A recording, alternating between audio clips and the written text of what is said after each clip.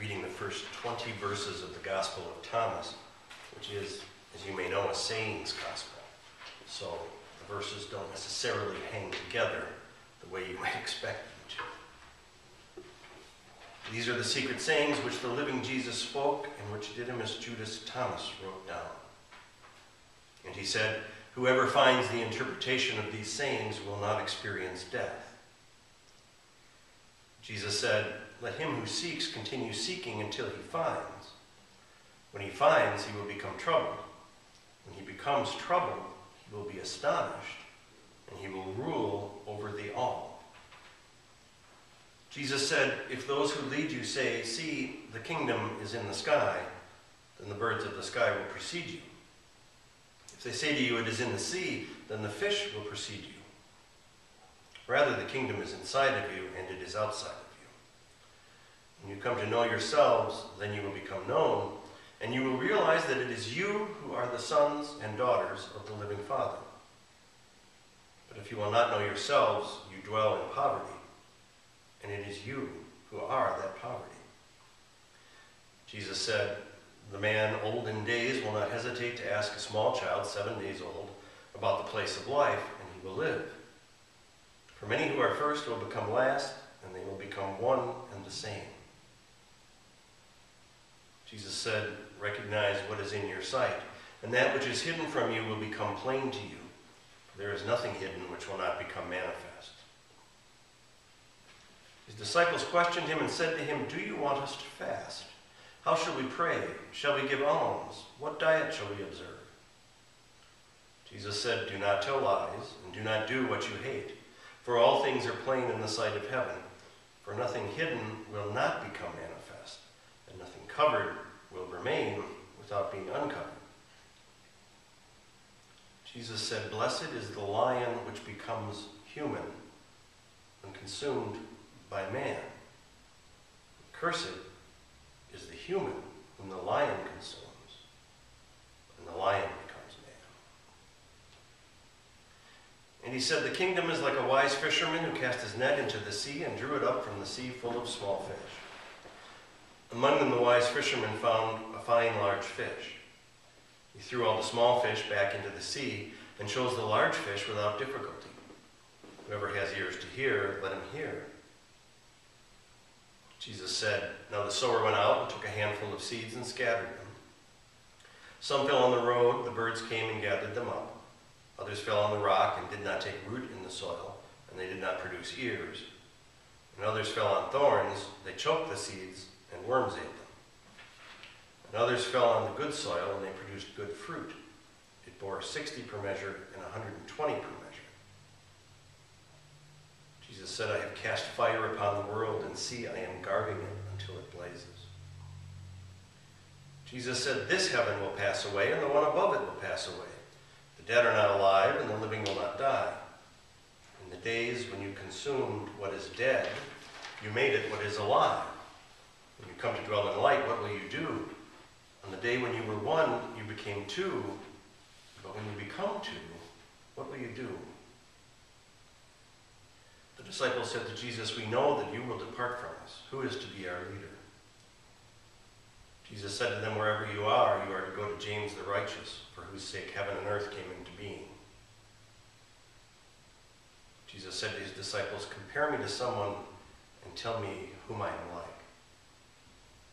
Simon Peter said to him, "You are like a righteous angel." Matthew said to him, "You are like a wise philosopher." Thomas said to him, "Master, my mouth is wholly incapable of saying whom you are like." Jesus said, "I am not your master. Because you have drunk, you have become intoxicated by the bubbling spring which I have measured out." And he took them and withdrew and told them 3 things. When Thomas returned to his companions, they asked him, "What did Jesus say to you?" Thomas said to them, "If I tell you one of the things which he told me, you will pick up stones and throw them at me. A fire will come out of the stones and burn you up." Jesus said to them, "If you fast, you will give rise to sin for yourselves. And if you pray, you will be condemned. And if you give alms, you will do harm to your spirits.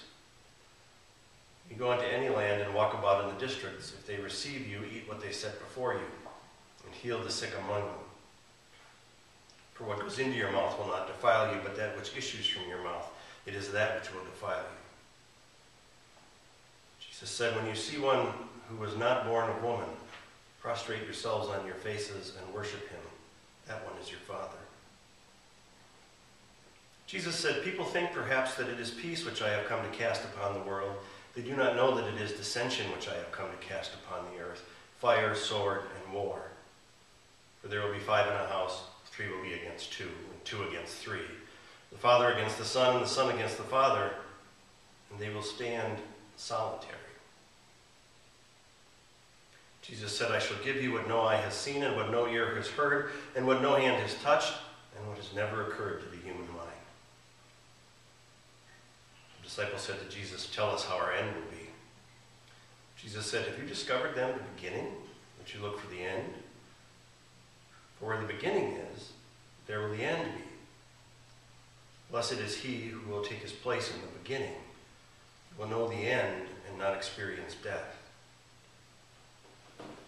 Jesus said, blessed is he who came into being before he came into being. If you become my disciples and listen to my words, these stones will minister to you. For there are 5 trees for you in paradise, which remain undisturbed summer and winter, and whose leaves do not fall. Whoever becomes acquainted with them will not experience death.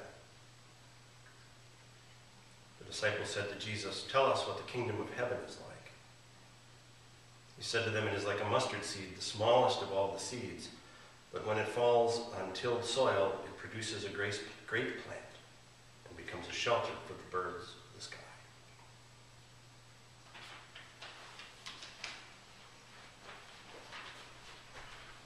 So I'm going to sit down.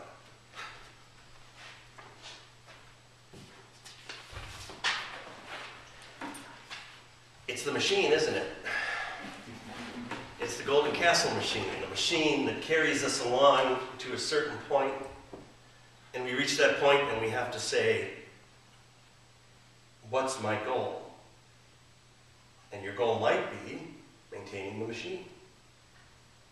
Your goal might be continuing to do the same things you've always done that have gotten you as far as you've gotten, and there's nothing wrong with that. That's perfectly good and fine, except that then you're choosing to stop wherever you are.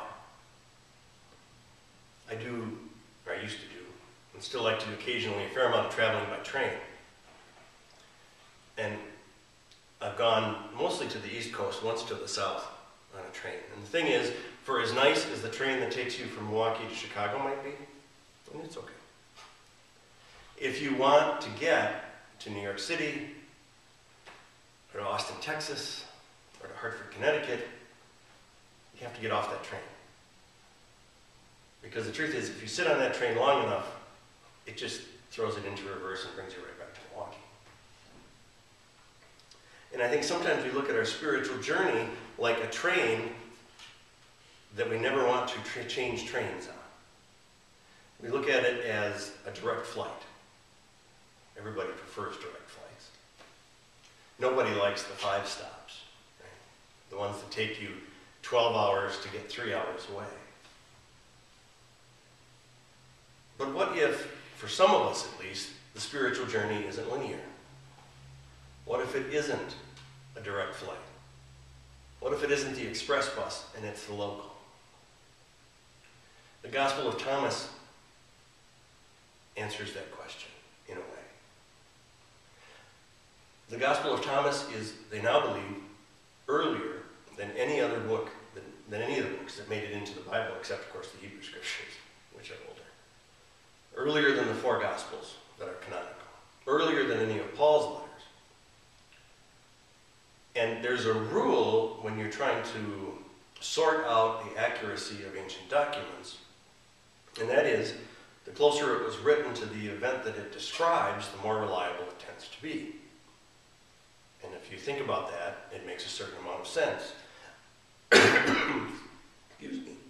I remember what happened yesterday much better than I remember what happened a year ago yesterday. And so, if Jesus lives and teaches around 30 of the Common Era, and if Paul's first letters are written in the 50s, and the Gospels don't start being written until at best 65, and at latest pretty close to 100. And some scholars believe that Thomas was written in the 40s. We have to ask, does it retain a more authentic tradition? And what it retains, in my mind, is a different tradition. And it's a question of horizontal spirituality and vertical spirituality. We know the vertical stuff. It's what we were taught growing up. If you want to get to heaven, you're going to have to strip yourself of things. You're going to have to, as much as it is within your power, not have any fun at all. It would be better if you never enjoyed yourself. It would be good if you had extended periods of fasting. It would be better if, quite honestly, you were never in a romantic relationship, and if you must go and be in a romantic relationship, well then I suppose, only for the procreation of children, it might be okay to be a sexual being, but only if you agree not to enjoy it. The supreme model for a holy person in vertical spirituality, regardless of the tradition, even outside Christianity, is one who withdraws from the world, lives in a hermitage or a monastery, takes a lifelong vow of celibacy, really tries not to pick up a newspaper, and certainly not turn on the television, so that all their attention might be focused on God, who is, after all, up there somewhere. Vertical spirituality says, I'm climbing a ladder or riding an escalator, but climbing the ladder is a better metaphor because the more stuff I'm carrying in my backpack, the harder it gets to get up that ladder. And so the things I can throw off will help me get there. Horizontal spirituality says instead that the goal of the spiritual journey is not up there, no matter what we call it. Or more accurately, it's up there, but it's also over there and down there and inside here and inside you and all around. So now, the things that I encounter in life become a vehicle, like the train to Chicago, that can carry me towards the goal of the spiritual journey. But I can't pick the train up and carry it with me. I have to be willing to step off of this train and get onto the next. It says there are things that we tend to cling to. And those are the things that hold us back. So just before the holidays, there were those Lexus commercials with the bow on top of the car. I don't know anybody that ever got a car for Christmas. I know some people that got bicycles. And yeah, they had a bow on them. And I'm waiting, like so many people, for the Lexus commercial that says, and this is not original to me, where the woman comes out and says, are you out of your mind? We can't afford that. But there's nothing wrong in horizontal spirituality with driving the Lexus. What becomes a problem is when you have to drive a Lexus. Because the Lexus then is that machine in the story from the Golden Castle. It's the thing which brought us along, but now we're paying so much attention to it that there's no time to focus on the spiritual journey. The Gospel of Thomas, as I mentioned, is a sayings gospel. It's a collection of things Jesus said. Many of them are teachings not unlike koans in the Zen tradition. They don't necessarily make sense to our rational mind. Jesus is trying to get behind them. So now the obvious question becomes, well, okay, somebody sat down, they wrote Matthew, Mark, Luke, and John, and others, and it doesn't look like this, why not? Well, the metaphor I would use, once again, is that machine. If I'm riding a machine that's called Greek philosophy and Greek worldview, I'm going to explain things through that lens. If I'm riding a machine that's called, I need to relate to people who are outside of the Jewish tradition, who are in fact, you might call them pre-Westerners, the Gentiles, to speak their language. And if I say things to them that don't make sense, they're going to reject me. So I'm going to take some things and lop off, perhaps, the last sentence of what I heard. For example, when Jesus said, if I can find it now.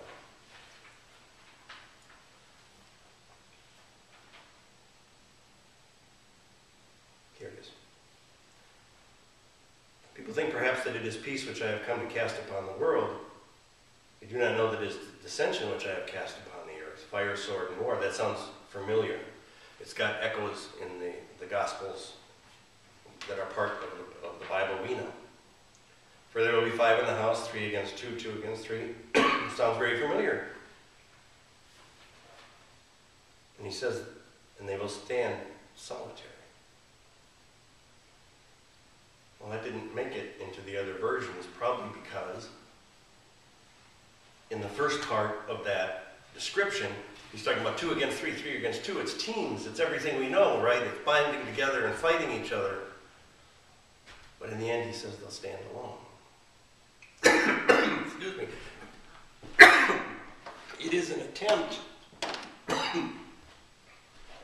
to get behind what our rational mind wants to do with it.